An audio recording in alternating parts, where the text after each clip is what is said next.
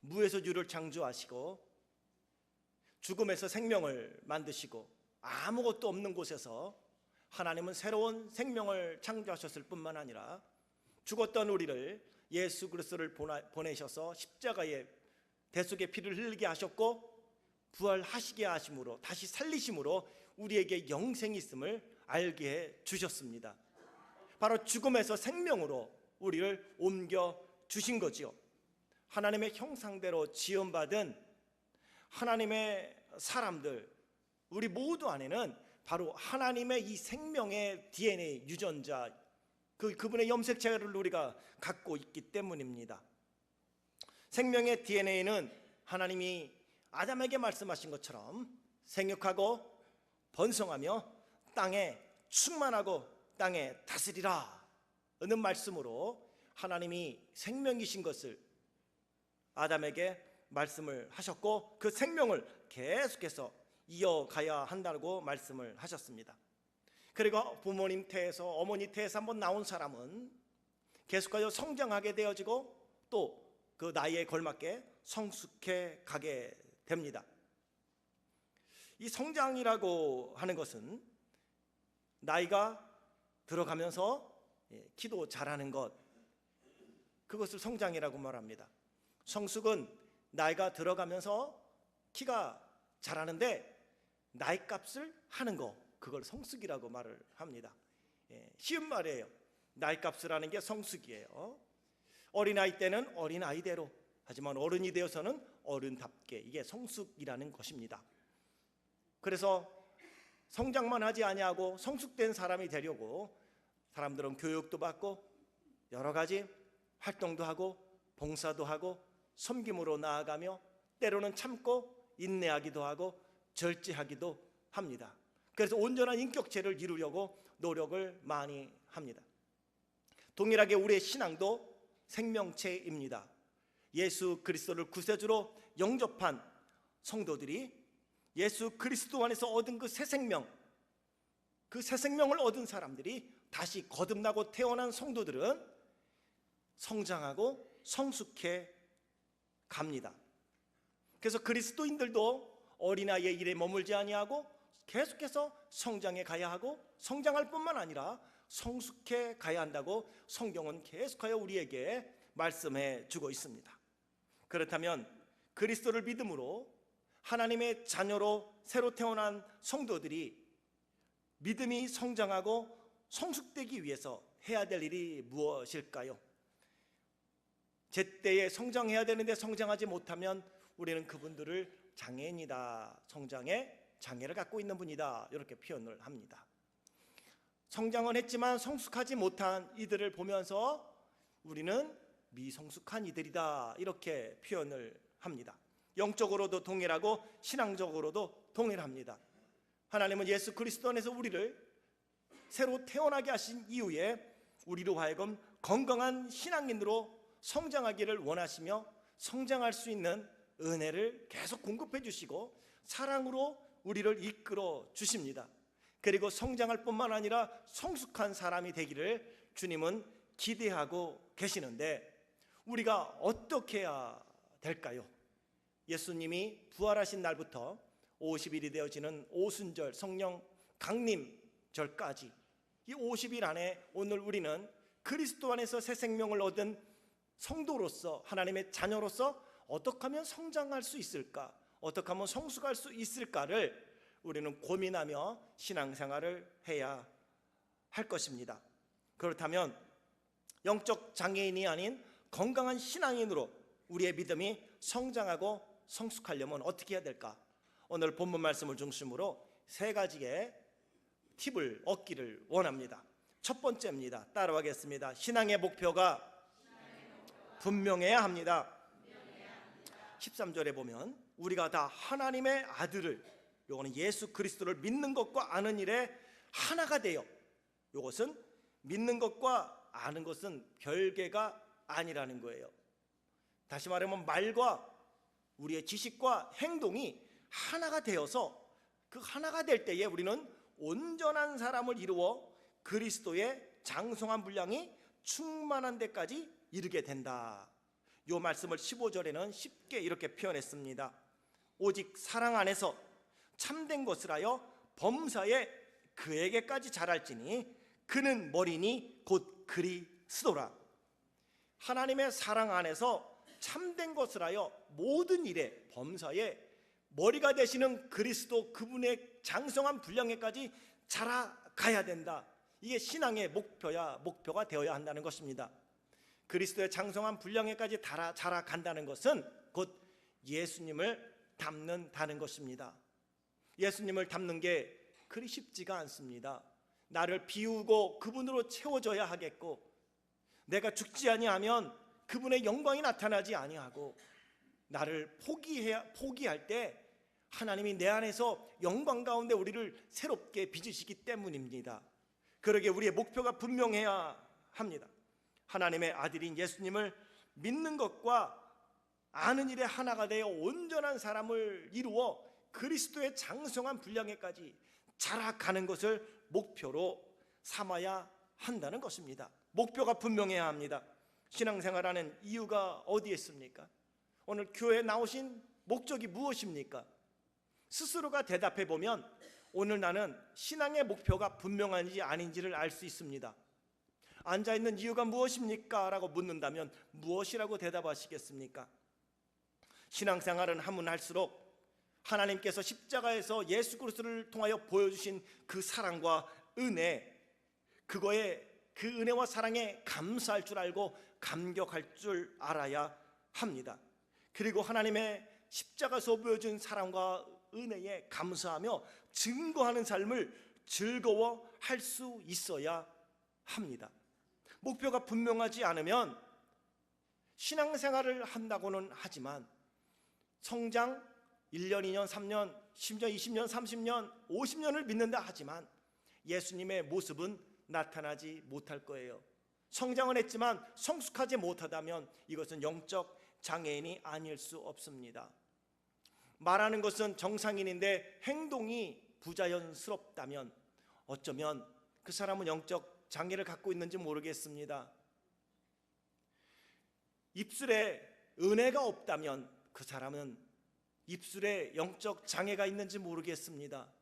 하나님의 뜻을 안다고 하는데 그 입술을 통하여 하나님의 사랑과 은혜와 덕을 세우지 못한다면 그것은 어쩌면 영적인 장애를 갖고 있는지 모르겠습니다. 그래서 우리는 신앙의 목표가 분명해야 합니다. 내가 신앙생활 하는 것은 바로 예수님을 닮기 위함이다 라는 것이죠. 오늘 13절에는 온전한 사람, 그리스도의 장성한 분량에까지 자라난 사람, 이런 사람은 더할 나위 없이 완전히 성장한 사람, 영적으로 성숙을 이룬 사람이다 라고 말씀하고 있는 것입니다. 그리스도의 장성한 분량에까지 자라가는 사람이 되라는 말에는 두 가지의 의미가 있습니다. 하나는 나이라는 의미요, 다른 하나는 키라는 의미입니다. 나이가 들어가고 키가 성장하듯이 영적으로 예수를 믿으면 믿을수록 키가 성장하고 예수님을 닮아가야 한다는 것입니다. 운동선수들을 보면 목표가 분명합니다. 4년마다 한 번씩 있는 올림픽을 위하여서 선수들은요, 자기가 먹고 싶은 것 먹지 않습니다. 자기가 좋아하는 것 포기합니다. 그리고 자기가 출전해야 될 그 종목을 위하여, 국가대표가 되기 위하여 목표 하나만 설정합니다. 잠도 자지 않습니다. 잠도 줄여가면서 새벽에 운동합니다. 밤에도 그 목표를 이루기 위하여 달려갑니다. 저는 특별히 바디빌더들에 대한 다큐멘터리를 한번 본 적이 있습니다. 지금도 그 UFC 하는 사람들이나 운동선수들을 보면 종종 TV에도 나오죠. 닭 가슴살만 먹는데요. 야, 닭 가슴살만 먹고 어떻게 산대요? 그거 먹고 산다는 게 그렇게 행복할까요? 몸을 만들기 위해서래요. 바디빌더들은 그 목표가 분명하기 때문에 먹고 싶은 게 있으면 입에다가 집어넣는데요. 그리고 콕콕 씹어서 음미한대요. 그리고 못 삼키고 그걸 뱉는데요. 이야, 대단하다 싶었어요. 그게 분명한 목표, 선수입니다. 미국에도 베이스볼을 하는데 제일 훌륭한 선수를 사이 영상이라는 상을 줍니다. 그런데요, 최우수 선수로 뽑히면 그 다음 해에 슬럼프에 빠지기가 쉽답니다. 왜냐하면 최우수 선수로 뽑히게 되어지면 매스컴에서 자꾸 인터뷰하자고, 그리고 CF 문의가 계속 들어온대요. 운동해야 되는데 비시즌에 운동은 못하고 여기 끌려다니고 저기 끌려다니고, 행사장에 와서 사인 한번 해주세요, CF 한번 찍으세요. 그래서 자기가 몸을 만들어야 될 그 시간에 몸을 만들지 못하기 때문에 그 감이 떨어져서 그 다음 해에 슬럼프에 빠지기 쉽다는 전문가들의 이야기가 있습니다. 오늘 우리가 선줄로 생각할 때에 오늘 내가 선 것인가, 내가 섬으로 말미암아 그리스도가 영광을 받고 그분의 이름이 드러나는가 생각해 볼 때 오늘 우리 신앙의 목표가 분명한지 아닌지를 우리는 알 수 있습니다. 오직 사랑 안에서 참된 것을 하여 범사에 주님을 닮아갈 수 있는 믿음의 성장과 성숙을 이루어가는 우리 귀한 성도들 되길 주의 이름으로 축원합니다. 두 번째, 우리가 믿음의 성장과 성숙을 이루기 위해서 해야 될 일이 있습니다. 따라합니다. 어린아이의 일을 버려야 합니다. 14절, 이는 우리가 이제부터 어린아이가 되지 아니하여 사람의 속임수와 간사한 유혹에 빠져 온갖 교훈의 풍주에 밀려 요동하지 않게 하려 함이라. 성장하고 성숙을 함께 이루어 가야 하는데 그리스도의 장성한 분량에까지 자라가야 하는 이유는 우리에게서 자꾸 어린아이와 같은 모습이 있기 때문입니다. 바울은 그것을 일컬어 옛사람이다 그랬습니다. 새사람이 되었는데 옛사람의 성품이 자꾸 나를 끄집어내려서 새사람처럼 살지 못하게 만든다라고 표현을 했습니다. 이제부터 어린아이가 되지 아니하기 위하여 우리는 성장하고 성숙해야 되는데 바울은 고린도전서 13장 11절에서 이렇게 권면합니다. 내가 어렸을 때에는 말하는 것이 어린아이와 같고 깨닫는 것이 어린아이와 같고 생각하는 것이 어린아이와 같다가 장성한 사람이 되어서는 어린아이의 일을 버렸노라. 우리가 믿음으로 성장하고 성숙하기 위해서는 어린아이의 일을 의지적으로 버려야 한다는 것입니다. 오늘 14절에는 어린아이의 특징을 두 가지로 설명하고 있습니다. 첫째는 사람의 속임수에 밀려 요동하는 것이다 라고 말합니다. 사람의 속임수에 밀려 요동한다는 것, 이것은 귀가 얇은 것을 의미합니다. 진실인지 아닌지를 분별하지 못하는 거예요. 때로는 우리를 속이는 사기꾼들이 있는데 사실은 사기꾼들에 넘어간다는 것 자체가 우리가 분별력이 부족한 게 아닌가 싶습니다. 분별력을 제대로 가져도 분별력 가지는 사람 위에 뛰는 사람 위에 나는 사람 있다고, 사기치는 사람들 보면요 정말 아닌 것 같단 말이에요. 그렇게 넘어가는 거예요. 큰일 뿐만 아니라 믿음으로 살아가지 못하도록 사람의 속임수에 밀려 요동하는 거예요. 오늘은 알았어요 아멘 하나님 하고 나서 되돌아서서는 정말 그럴까? 신앙이 흔들리는 거예요. 이게 어린아이의 특징이다 라고 바울은 말합니다. 두 번째 어린아이의 특징이 있습니다. 간사한 유혹에 빠져 온갖 교훈의 풍주에 밀려 요동하는 것, 이게 어린아이의 특징이라고 말합니다. 같은 표현일 수 있습니다. 간사한 유혹에 빠져, 그것은 내 귀에 잘 들리는 소리, 내가 원하는 소리 듣고 가는 거예요. 내가 듣길 원하는 것만 듣는 거죠. 이게 바로 간사한 유혹에 빠져 온갖 교훈에 밀려 요동하는 것이다. 이게 어린아이의 특징이라고 바울은 이야기하고 있습니다. 말씀 위에 굳게 서서 감사함으로 신앙생활을 못하고 사람의 속임수와 간사한 사단의 유혹에 요동하는 것, 그 이유는 무엇이겠습니까? 이게 바울은 어린아이와 같은 신앙인데 그것은 하나님의 뜻을 구하기보다는 자기의 욕구, 자기의 욕망이 앞서기 때문이다 라고 말하고 있는 것입니다. 말하는 것이, 깨닫는 것이, 생각하는 것이 어린아이와 같다. 어린아이의 특징이 어떻습니까? 눈에 보이는 대로 그들은 반응합니다. 어린아이의 특징은 귀에 들리는 대로 반응합니다. 그러다가 자신의 뜻과 자신의 생각에 맞지 않으면 어떻게 해요? 들어 눕습니다. 이성적으로, 합리적으로 설명을 해도 어린아이들은 반응하지 않습니다. 장난감 하나 사줘요. 그러면 사줄 때까지 고집 부려요. 사줄 때까지 들어 누워요. 그거를 달래려면 당근을 하나 줘야 돼요. 캔디를 하나 주든지, 아니면 야, 너 집에 가서 게임할래? 이렇게 방향을 바꿔줘야 돼요. 근데 그 아이들이 원하는 것을 줘야 돼요. 야, 너 이래봬도 우리 집에 장남 아니냐? 네가 장남인데 이렇게 하면 동생들이 어떻게 생각하겠어? 네가 잘해야지. 몇 살이에요? 5살. 달라스에 갔더니 한 집사님이 그런 얘기를 해요. 자기의 큰아들이 7살이래요. 그런데 어느 날 자기가 7살 된 아들 막 혼내키는데, 둘째는 딸, 셋째가 아들이에요. 근데 큰 녀석한테 막 혼내키는데 이상하더래요. 뭐가 이상해요? 그랬더니 큰 놈이 7살인데 마치 큰 녀석이 다 큰 애처럼 혼내키고 있더라는 거예요. 네가 이러면 두 동생이 어떡하냐? 지금 7살이죠. 지금 자기도 지금 앞가름하기 어려운 거예요. 지적이 뛴 지 얼마 되지도 않아요. 근데 야, 네가 이러면 안 돼. 네가 우리 집의 기둥이란 말이야. 기둥? 7살이 무슨 집안의 기둥이에요. 너는 말이야, 우리 집을 이끌어가야 된다고. 네가 동생들 앞에서 이러면 안 돼. 네가 하고 싶은 것도 좀 참아야지.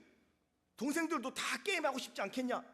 야, 네가 아이스크림 먹고 싶어도 좀 참아야 동생들도 참어. 이빨 썩으면 내가 책임질래? 아니, 7살이 무슨 책임질 일이 있어요. 맞아요. 이게 어린아이예요. 어린아이는 아무리 이성적으로 합리적으로 설명해도요, 못 알아듣는 거예요. 내가 필요한 것 달라고 하는 것이죠. 어린아이의 일을 버린다는 건 그런 것입니다. 하나님의 영광인지 아닌지 구분할 수 있어야 되겠고요. 어떻게 하면 지체들이 건강할 수 있을까? 지체들이 화목할 수 있을까? 그게 바로 어른입니다. 어린아이는 내가 원하는 거, 그 욕구를 충족시켜주지 않으면 그냥 들어두는 거예요. 오늘 바울은 우리가 믿음 안에서 예수 그리스도를 계속 닮아가야 될 이유가, 그렇지 않으면 어린아이의 일들이, 우리가 옛사람의 모습이 우리를 자꾸 끌어내려서 우리가 성장하고 성숙하는 것을 방해하기 때문이라고 말하는 것입니다. 누가복음 24장에 보면 엠바오로 내려가는 두 제자의 이야기가 나옵니다. 예수님이 십자가에서 죽으셨습니다. 그러자 이 두 제자는 낙심하고 절망했어요. 하나님과 백성 앞에서 말에 능하신 분, 기적을 행하시고 능력을 베푸셨던 그분이 십자가에 죽으셨다. 절망하고 낙심하여 엠마오로 내려갑니다. 그때 예수님이 자연스럽게 대화에 낍니다. 무슨 대화를 그렇게 진지하게 하시오? 아니, 당신은 예루살렘에 살면서 며칠 전에 일어난 일도 못 들어보셨습니까? 무슨 일인데 그러오? 절망하고 낙심한 두 사람이 예수님의 죽음의 사건과 부활의 사건에 대해서 이야기해요. 하나는요, 우리가 그렇게 믿었던 그 예수님이 십자가에서 죽었다는 거예요. 둘째는요, 더 기가 막힌 일인데 그분이 살아났대요. 어떤 여인들이 무덤에 갔더니 천사가 죽은 예수는 살아났다고 이야기하는 걸 들었다는 거예요. 이게 어찌 있을 수 있는 일이냐고요. 예수님이 분명히 말씀하셨어요. 왜냐하면 그 다음에 예수님이 이렇게 말씀하거든요. 미련하고 선지자들의 말한 모든 것을 마음에 더디 믿는 자들이요 라고 말씀하면서 모세가 쓴 글부터 시작해서 선지자들이 메시아에 대해서 예언한 것을 말씀합니다. 그러면서 예수님이 생전에 말씀하신 것, 그분이 고난을 당하시고 그분이 다시 살아나시는 것, 아니 모르시오? 그러면서 예수님의 말씀을 설명해 줍니다. 제자들은요, 예수님이 생전에 요 두 명의 제자도 마찬가지로 예수님이 말씀하셨어요. 고난이 오고 내가 죽을 거지만 3일 만에 다시 살아날 거라고. 그런데 이 두 제자는요, 귀에 들어오지 않았어요. 예수님이 죽는다는 건 상상을 안 해봤기 때문이에요. 그래서 두 제자는 낙심하고 절망하게 된 것입니다.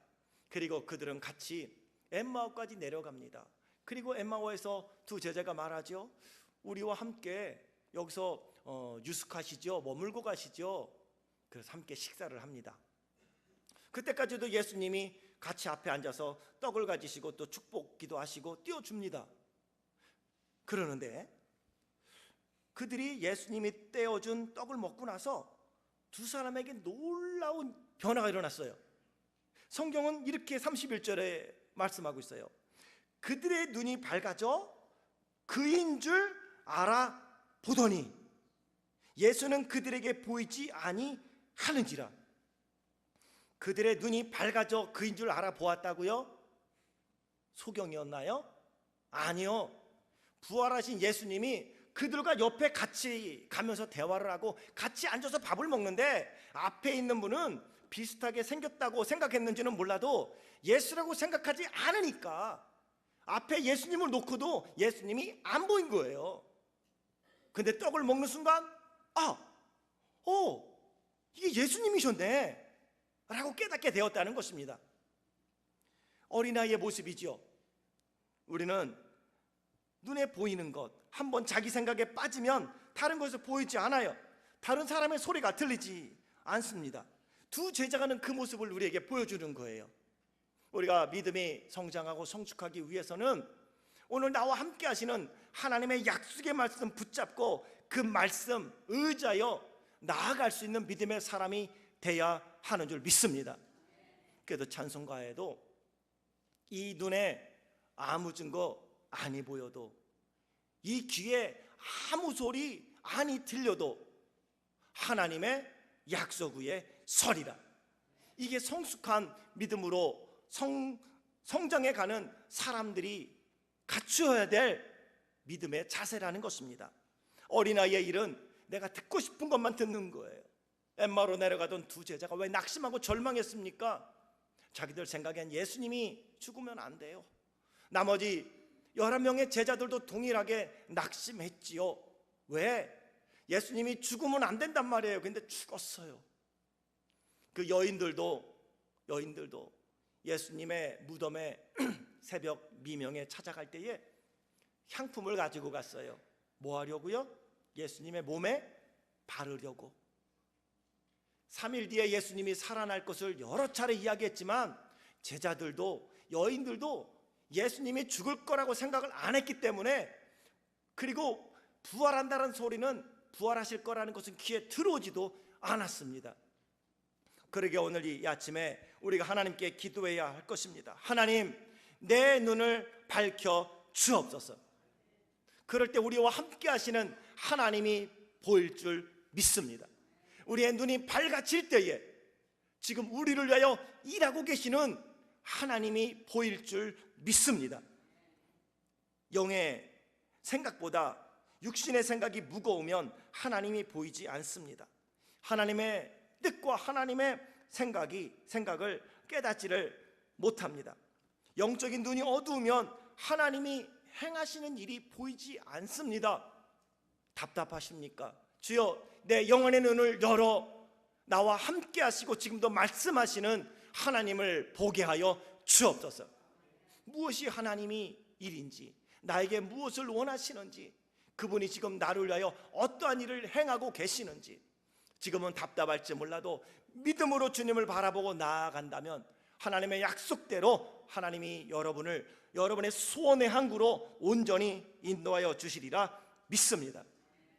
내주하시는 성령님의 음성을 듣기 위하여서도 우리는 어린아이의 일을 의지적으로라도 버리고 영적인 사람이 되려고 힘써야 합니다. 하나님의 말씀으로 우리는 무장되어야 합니다. 그리고 그 말씀을 믿는다면 그 말씀을 순종하고 행해야 합니다. 그것이 15절에서 말씀하는 오직 사랑 안에서 참된 것을 하는 것입니다. 그럴 때 우리는 어린아이의 일을 버릴 수 있게 됩니다. 어린아이의 일은요, 그냥 버려지지 않아요. 어린아이의 일은 내가 말씀에 순종하여 나아갈 때에 어린아이의 일은 자연적으로 버려지게 되어 있습니다. 하나님의 약속의 말씀을 믿고 나아가면 때가 되어지면 그분이 합력하여 선을 이루시리라 믿습니다. 여러분을 이끄시는 하나님의 그 손길을 오늘도 영안의 눈이 밝아져 볼 수 있길 주의 이름으로 축원합니다. 하나님이 여러분의 눈을 밝혀주셔서 가야 할 길, 해야 할 모든 일들 가운데 낙심하지 아니하고 기쁨과 감사함으로 달려갈 수 있는 새 힘을 공급하여 주시길 주의 이름으로 축원합니다. 그렇지 못하면 이 두 제자처럼 예수님이 옆에 있음에도 불구하고 몰라요. 어린아이의 일을 버릴 때 우리는 성숙한 신앙엔 성장하여 하나님이 기뻐하는 열매를 맺는 귀한 성도가 되리라 믿습니다. 세 번째, 믿음의 성장과 성숙을 이루기 위해서 해야 될 일이 있습니다. 따로 합니다. 연합할 줄 알아야 합니다. 16절, 그에게서 그리스도를 의미합니다. 온몸이 각 마디를 통하여 도움을 받음으로 연결되고 결합되어 각 지체의 분량대로 역사하여 그 몸을 자라게 하며 사랑 안에서 스스로 세우느니라. 예수 그리스도는 교회의 머리십니다. 그분은 몸이시고 이 교회의 몸인데 그 몸의 머리시고 우리는 그 지체라고 말합니다. 우리 몸에도 많은 지체가 있습니다. 몸은 하나지만 여러 지체들이 함께 유기적으로 자기가 해야 할 일을 할 때 몸이 건강하다라고 하는 얘기예요. 동일하게 내가 믿음이 성장하고 성숙하기 위해서는 연합할 줄 알아야 합니다. 연합해야 하는 이유는 교회는 예수님의 몸이기 때문입니다. 그리고 우리는 그 몸의 지체이기 때문입니다. 사람의 몸에 많은 지체가 있지만 그것이 연합하여 유기적으로 움직일 때에 우리는 몸이 건강해지는 것입니다. 믿음이 성장하고 성숙하기 위해서는 다른 지체들과 연합할 줄 알아야 합니다. 연합함이 얼마나 귀한지 다윗은 시편 133편 1절에서 이렇게 선포합니다. 보라, 형제가 연합하여 동거함이 어찌 그리고 그리 선하고 아름다운고. 근데 바울은 고린도 교회에게 서신을 보내면서 고린도전서 12장에서 사람의 몸과 지체의 예를 들면서 교회에서 어떻게 그리스도의 몸을 건강하게 이루어 가야 하는지를 설명하고 있습니다. 예수 그리스도는 머리시고 우리는 그 몸의 지체인데 제가 이렇게 손을 움직이는 거는 손이 움직이고 싶어서 움직이는 게 아니에요. 머리가 움직여라 그래서 움직이는 거예요. 이게 내 역할이란 말이에요. 동일하게 예수 그리스도 그분께서 말씀하시는 말을 듣고 그 말씀에 각 지체가 순종해 갈 때에 몸은 건강해질 수 있고 예수님의 몸인 교회 그리고 예수님이 건강해지고 그때에 우리 개인에게는 믿음의 성장과 성숙이 이루어집니다. 16절에도 그렇게 말씀하지 않습니까? 각 지체의 분량대로 역사하여, 그죠? 각 지체가 움직여서 그 몸을 자라게 하며 사랑 안에서 스스로 세우느니라. 어느 분이 그래요. 살찌면 목사님 손가락까지 살쪄요. 살이 빠지면 손가락까지 살이 빠져요. 음식은 입으로 먹는데 왜 손가락에 살이 찌는지 알 수가 없어요. 그런데 가끔은 찌지 말아야 될 때 살이 쪄서 우리를 고민하게 만드는 경우가 있으니 중년의 나이가 접어들면 이 뱃살이 왜 자꾸 찌는지 알 수가 없어요. 나이살이라고 말하지만 입이 먹는데 얘 배가 왜 망령이 들었는지, 왜 배에 살이 찌는지 알 수가 없는 거죠. 여러분, 입이 먹으면 온몸이 다 힘을 얻고요, 살이 찌는 거예요. 어쩔 수 없는 거예요. 자, 16절에 뭐라고요? 그 몸을 자라게 하는데 사랑 안에서 스스로 세우느니라. 오늘 우리가 함께 연합하여 나아가면 나도 모르게 내 믿음이 성장해 간다는 거예요. 나도 모르게 내 믿음이 성숙해 간다는 거예요. 그것은 지체들과 연합할 때 가능하다는 것입니다. 그래서 바울은 고린도전서 12장에서 이렇게 이야기를 해요. 지체는 많으나 몸은 하나이기에 눈이 손더러 내가 너를 쓸데없다 하거나, 또한 머리가 발더러 내가 너를 쓸데가 없다 하지 못하리라. 어찌 보면 눈으로 보기에는 약해 보이는 몸의 지체가 도리어 요긴하니 부족한 지체를 귀중히 여겨야 하고, 눈에 보이지 않는 약한 지체를 소중히 여겨야 한다 라고 말씀하고 있는 것입니다.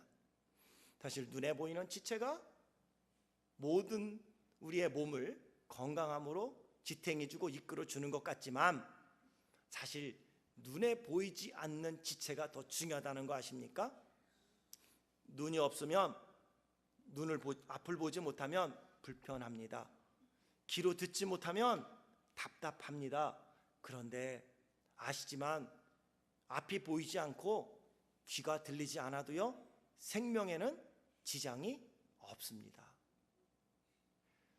눈으로 보기에는 우리 눈으로 보이는 지체가 소중한 것 같지만, 보이지 않는 우리 갈비뼈 뒤에 숨어있는 심장이 멈추면 죽는 거예요. 눈으로 보이기에 눈과 코와 입과 귀, 이 얼굴의 모양이 잘 밸런스를 갖춘 사람을 우리는 미남 미녀다 이렇게 말을 하는 거예요. 보기에는 룩스 굿이지만, 그죠? 룩스 굿이지만 내 몸 안에 들어있는 한 지체가 문제가 생기면 그거는 생명과 연결돼 있어요. 눈에 보이는 것은 생명과 연결은 안 돼 있습니다. 눈 감아도요, 앞을 보지 못해도요, 장수할 수 있어요. 코가 조금 삐뚤어져도요, 오래 살 수 있어요. 코가 반드시 잘 서 있다고 해서 장수하는 거 아니에요. 장수는요, 우리의 심장이, 우리 몸 안에 있는 폐가 제 역할을 잘 해줘야 돼요. 눈에 보이지 않는 우리의 신장이 자기 역할을 잘 해줘야 돼요. 그렇지 않으면 생명에 문제가 생겨요. 그러니 진짜 몸의 주인은 뭐예요? 머리란 말이에요. 눈에 보이지 않는 심장이란 말이에요. 겉으로 보기에 룩스굿한 것이 룩스굿이 아니라, 오늘 내 자리가 보이지 않는 자리일지 몰라도 하나님이 나는 약해, 나는 부족해 하는 여러분을 심장으로 삼으신 줄 누가 알겠습니까? 그러게 오늘 내가 있는 그 자리에서 감사함으로 맡겨진 일 충성할 수 있는 하나님의 사람들이 되길 주의 이름으로 축원합니다. 약해 보이는 몸의 지체가 도리어 요긴하다고 말합니다. 그래서 하나님은 부족한 지체를 더 귀중한 은혜를 그들에게 베풀어 주신다고 말씀하고 있는 것입니다. 사랑하는 성도 여러분, 예수 그리스도의 죽으심과 부활하심을 믿음으로 하나님의 자녀로 거듭난 저나 여러분, 우리 모두가 이제 해야 될 일, 신앙생활에 분명한 목표를 세우고 어린아이의 일을 인위적으로라도 버리고 서로 연합하여 세워주고 인정해주고 격려해주고 칭찬해주면서 내 믿음의 성장도, 또 다른 사람들의 믿음의 성장도, 내 믿음의 성숙도, 다른 지체들의 믿음의 성숙도 함께 이루어가는 사랑 안에서 예수 그리스도의 몸을 온전히 세워가고 그리스도의 장성한 분량에까지 자라가 하나님이 하늘에서 예비한 놀라운 은혜와 풍성한 긍휼을 이 땅에 멋있게 드러내는 귀하고 복된 삶을 살아가는 우리 모든 성도들 되시길 주의 이름으로 축원합니다. 기도하겠습니다. 하나님 아버지,